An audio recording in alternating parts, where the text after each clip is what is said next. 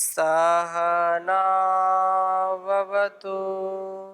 सहनौ भुनक्तु सह वीर्यं करवावहै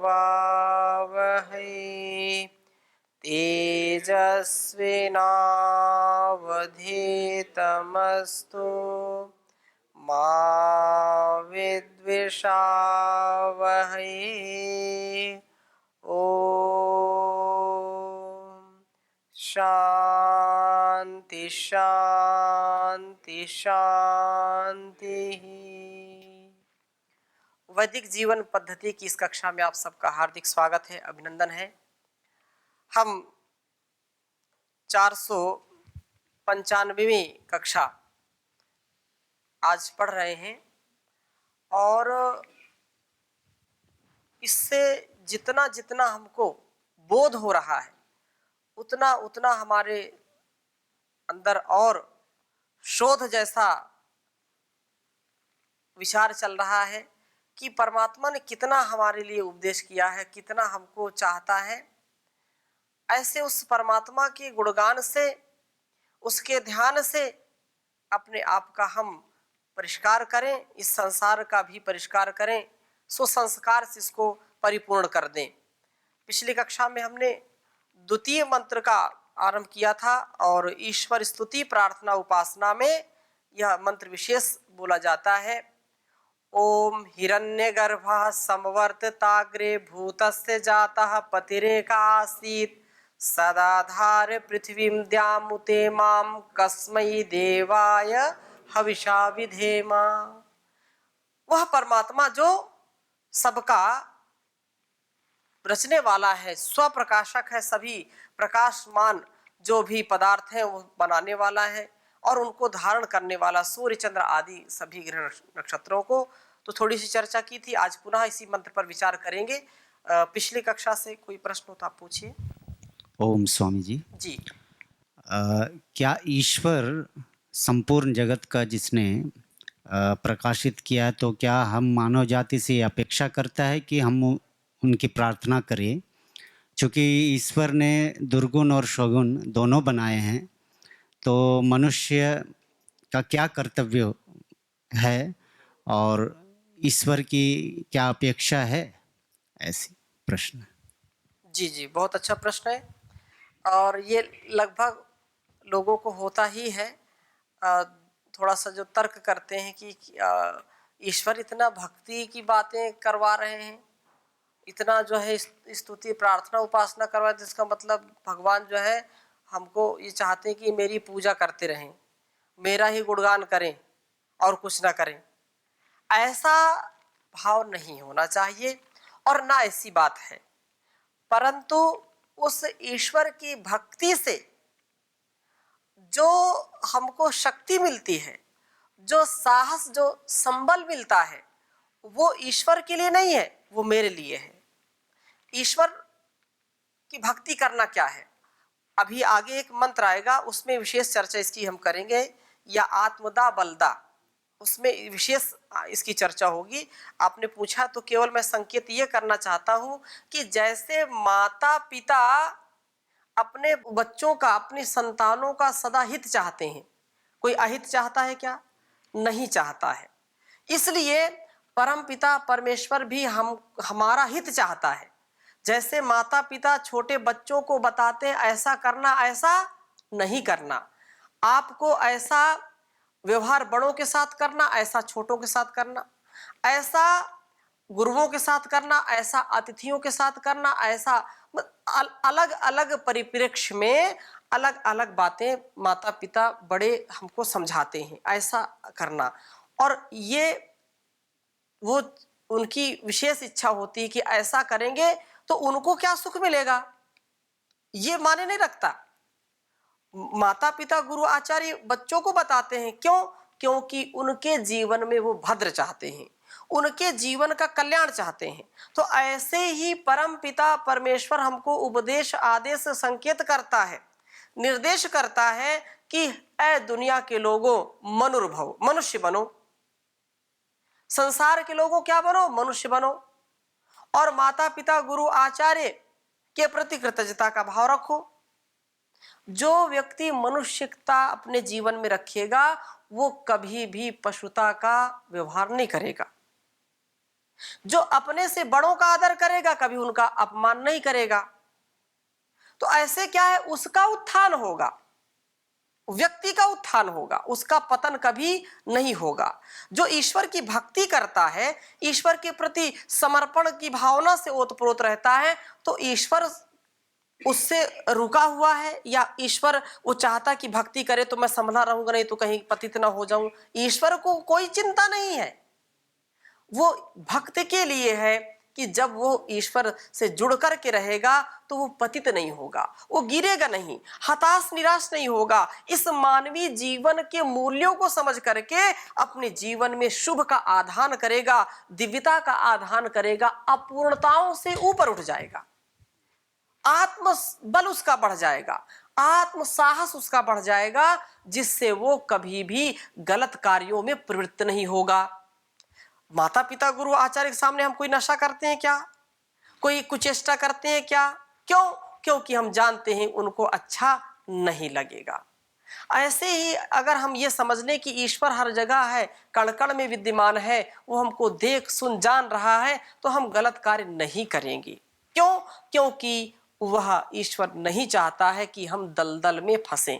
आपने दो बातें कही, उसने दुख भी बनाए, उसने सुख भी बनाए, उसने छल भी बनाया, कपट भी बनाया, उसने ऐसा किया, ठीक है, लेकिन वो आपको तरबूज भी दे रहा है खाने के लिए और चाकू भी दे रहा काटने के लिए, ठीक है ना?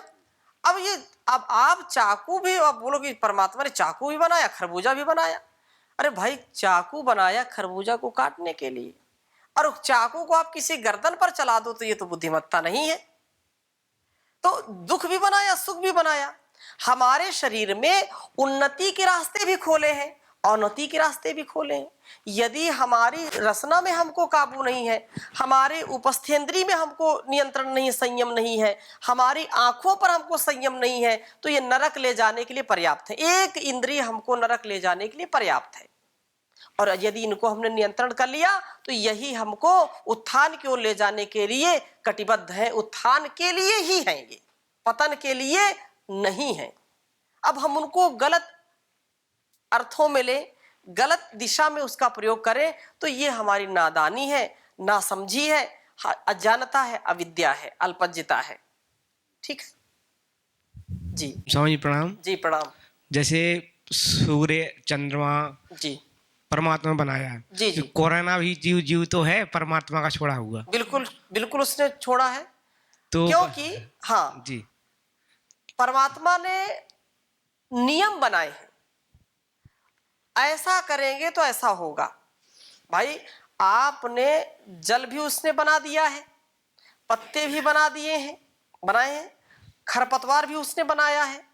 अब जहां आप रह रहे हैं, यदि वहां वो पानी पड़ा है और सड़ता रहेगा तो उसमें कीटाणु होंगे, उसमें से बदबू आएगी, दुर्गंध आएगी। अब वो बोलो कि दुर्गंध ने भी परमात्मा ने दुर्गंध बनाई है, परमात्मा ने ही इसको सड़ाया है।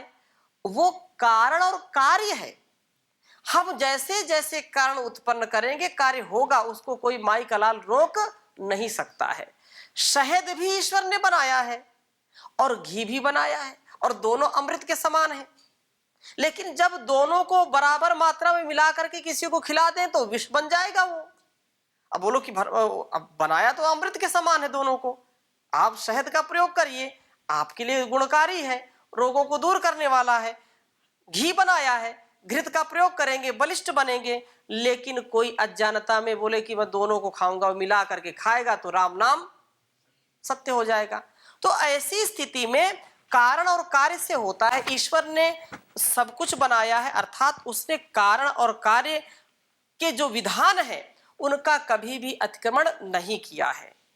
वो हमारे ऊपर डिपेंड करता है कि हम कैसे रह रहे हैं, कैसे उन समस्याओं के निदान के लिए पुरुषार्थ कर रहे हैं, कैसे अपने जीवन को संयमित जी रहे हैं, असंयमित जी रहे हैं, वो हमारे ऊपर निर्भर करता है। ठीक है तो स्वामी जी, इसमें जो जैसे जिनने गलत किया, माना कि जी, तो वो तो जा ही रहे हैं हाँ। और साथ में उसमें अच्छे लोग भी जा रहे हैं। बिल्कुल, ये कारण है ना। अब जैसे आप यहाँ बैठे हो, यज्ञ है, यज्ञ की सुगंधी चारों ओर फैलती है, सत्य है। लेकिन उस सुगंधी में, उस रोगनाशक हवन सामग्री में यदि कोई मिर्च डाल दे, दो चार आकर के कोई उपद्रवी व्यक्ति प्लास्टिक डाल दे, तो उससे दुर्गंधी निकलेगी। और जो व्यक्ति उसमें बैठ करके सुगंधी का आनंद ले रहे थे, वो दुर्गंधी को जो है पा करके व्याकुल हो जाएंगे। आंसू और नाक पूरा जो है वो अस्त व्यस्त, उनका पूरा शरीर हो जाएगा। इसलिए हम कारण और कार्य, जहां जहां कारण होगा कार्य अपने आप होगा, वो हमारे ऊपर निर्भर करता है। ये पदार्थ विद्या है। ठीक है, जी तो स्वामी जी। आगे चलते हैं। भूतस्य जातः पतिरेक आसीत, हमने यहां तक चर्चा की थी।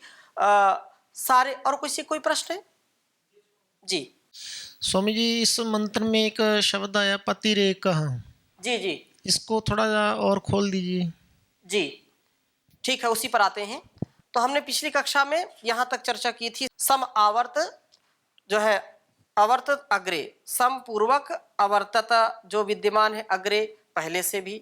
तो भूतस्य जातः, सारे ब्रह्मांड का वो उत्पत्ति करता है, अतः वह सारे जगत का उत्पादक है, वो पिता है, वह हम सबका जनिता है, पिताओं का भी पिता है, परम पिता उसको कहते हैं। अतः यह जो आपने पांचवी बात पूछी है, उसके लिए मैं यहाँ चर्चा करूंगा। पति ही एकः आसीत, पतिरेक आसीत, कह रहे हैं कि वह ही सारे जगत का मात्र एक पति है। पति माने स्वामी है, जो उसका मालिक है। वह स्वामी अधिकार में सेवक से बड़ा होता है, अतः वह स्वामियों का भी स्वामी, अधिकार में भी सबसे बड़ा है। स्वामियों का भी स्वामी, जितने संसार में लोग बोलते हैं हम स्वामी हम स्वामी, तो वो स्वामियों का भी स्वामी है। वह सबका पिता है, वह सच्चा पिता, सारे संसार का ओम प्यारा। उस परमात्मा का हम गुणगान करें, उसका ध्यान करें। और आगे क्या कहा? सह दाधार पृथ्वीम द्याम उत इमाम, कहने का आशय यह है कि वह महान प्रभु पृथ्वी लोक, द्युलोक, अंतरिक्ष लोक और सभी लोक लोकांतरों का आधार है। उसी के सहारे सारा ब्रह्मांड आधारित है, वो टिका हुआ है, वो आधारों का भी आधार है, जो इस जगत का आधार है, इसलिए उसको बोलते हैं जगदाधार। जगत का आधार है, उसके बिना सब निराधार है, सब बेकार है। अतः उसी के सहारे सारा ब्रह्मांड आधारित है, वो टिका हुआ है। योग्यता में भी प्रभु सर्वोपरि महान है, इसलिए उसी एक परमपिता परमेश्वर के लिए जो कहा कसमय देवाय, अत्यंत सुख स्वरूप है, सुख प्रदाता है, उस देव के लिए हविषा विधेम, हम यथेष्ट हवि से जो है भेंट करें, उसको विशेष भक्ति के साथ उसकी उपासना करें, अर्चना करें, वंदना करें, आराधना उपासना करें। महर्षि ने यहाँ हविषा का अर्थ किया है ग्रहण करने के योग्य, योगाभ्यास और अति प्रेम प्रभु के ग्रहण करने योग्य है। यदि कोई वस्तु हो सकती है जिसे हम अपनी कह करके प्रभु को भेंट करें, तो अपनी स्वतः की उपार्जित वस्तु ही होनी चाहिए। भाई तेरा तुझको अर्पण क्या लागे मेरा, संसार में सब कुछ उसी का दिया हुआ है और उसी में है, मेरा क्या है, मेरा मुझ में कुछ नहीं, जो कुछ है सब तोर, और तेरा तुझको अर्पणे क्या लागत है मोर, तुझको सौंपते क्या लागत है मेरा। तो उस परमात्मा की जो भी वस्तुएं दी हुई हैं, यदि हम उसको ही बोले कि ले आपके लिए है, तो फिर क्या है। इसलिए योगाभ्यास महर्षि ने यहाँ पर अर्थ किया कि जो उसको अर्पण करने के योग्य क्या है, तो उसके ग्रहण करने के योग्य योगाभ्यास और अति प्रेम प्रभु के ग्रहण करने की योग्य ये वस्तु है। अन्य सभी वस्तुएं तो प्रभु ने ही दी हैं। इस प्रकार से उसका भांति भांति के जो भी फल फूल मेवा मिष्ठान है उसने ही दिए हैं।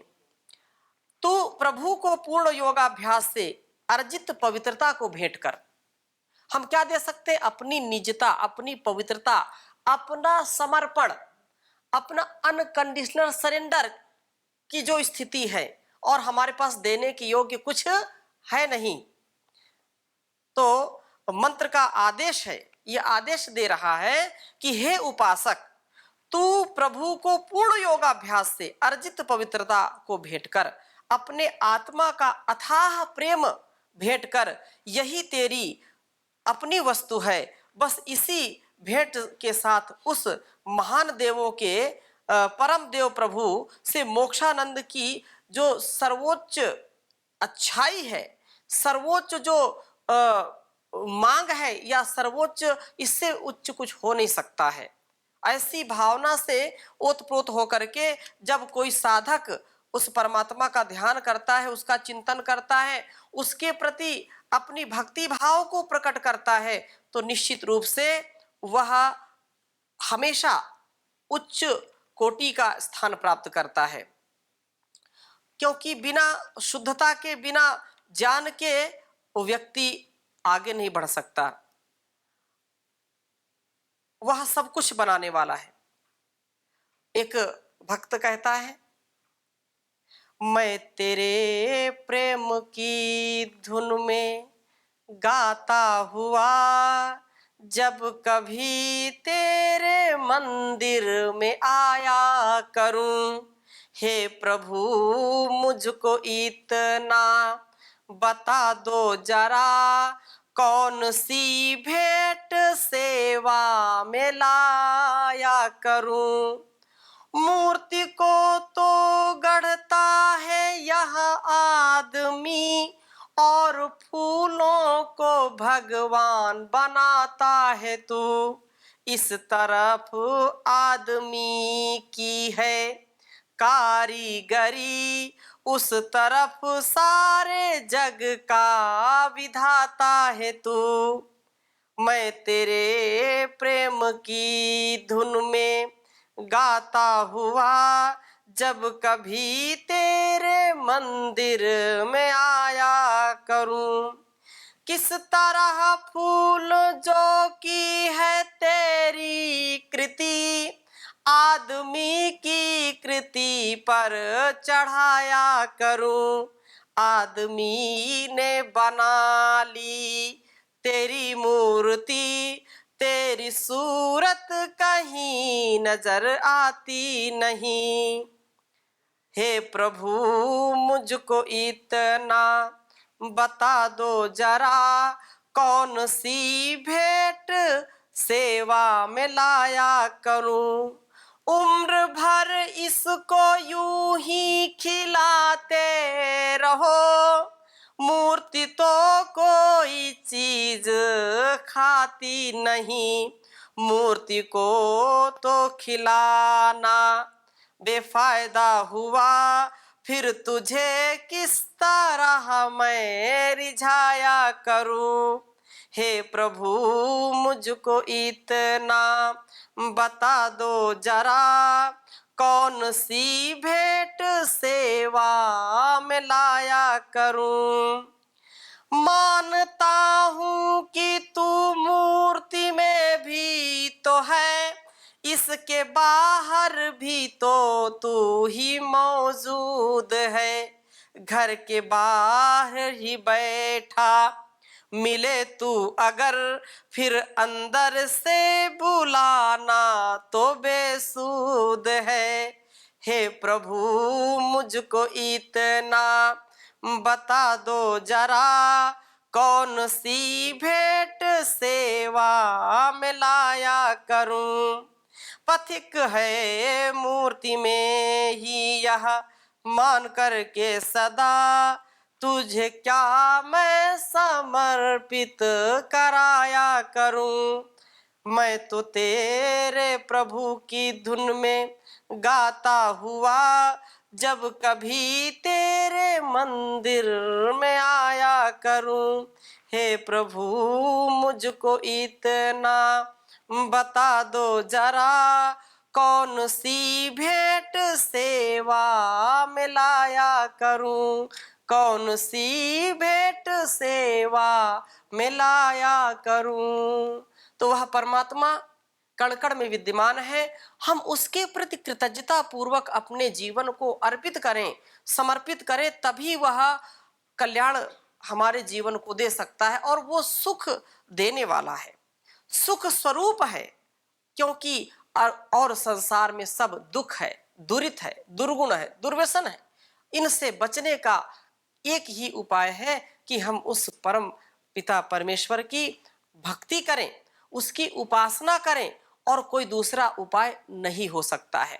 क्योंकि यदि इससे हमने अपने जीवन को नहीं ओतप्रोत किया, अर्थात अपनी भक्ति से उस परमात्मा को रिझाया नहीं, जैसा प्रश्न पूछ रहे थे, तो वो अब मेरी भक्ति मेरे लिए है, उस ईश्वर के लिए नहीं है। उससे मैं पथ से भटकूंगा नहीं। मेरे जो है कर्म श्रेष्ठ होंगे, कर्म खोटे नहीं होंगे। क्योंकि यदि कर्म खोटे किए तो निश्चित रूप से उसका दुख भी मिलेगा, किसी ना किसी रूप में वह आएगा जरूर। और अपनी भक्ति से जब हम परमात्मा का गुणगान करते हैं, अपने कर्मों से उसको बरतते हैं, उसके उपदेश को आत्मसात करते हैं, तो वह हमको बचाता है। वो हमारी डूबती हुई नैया को बचाता है, हमको उबारता है। वो सुख स्वरूप है। कस्मै देवाय हविषा विधेम। वो सुख स्वरूप परमात्मा, आनंद स्वरूप परमात्मा की हम विशेष भक्ति करें। क्योंकि संसार भव सागर है और इसमें डूबने का बहुत बड़ा भय होता है। तो बहुत सुंदर किसी ने लिखा, डूबतों को बचा लेने वाले, मेरी नैया है तेरे हवाले। डूबतों को बचा लेने वाले, मेरी नैया है तेरे हवाले। लाख अपनों को मैंने पुकारा, सब के सब कर गए हैं किनारा। और कोई न देता दिखाई, सिर्फ तेरा ही अब तो सहारा। कौन तुझ बिन भंवर से निकाले, मेरी नैया है तेरे हवाले। जिस समय तू बचाने पे आवे, आग में भी बचा कर दिखावे। जिस पे तेरी दया दृष्टि होवे, कैसे उस पे कभी आँच आवे। आंधियों में भी तू ही संभाले, आंधियों में भी तू ही संभाले। मेरी नैया है तेरे हवाले। ये विशेष भक्ति है। और क्या कहा, पृथ्वी सागर व पर्वत बनाए, तूने धरती पे दरिया बहाए। पृथ्वी सागर व पर्वत बनाए, तूने पृथ्वी पे दरिया बहाए।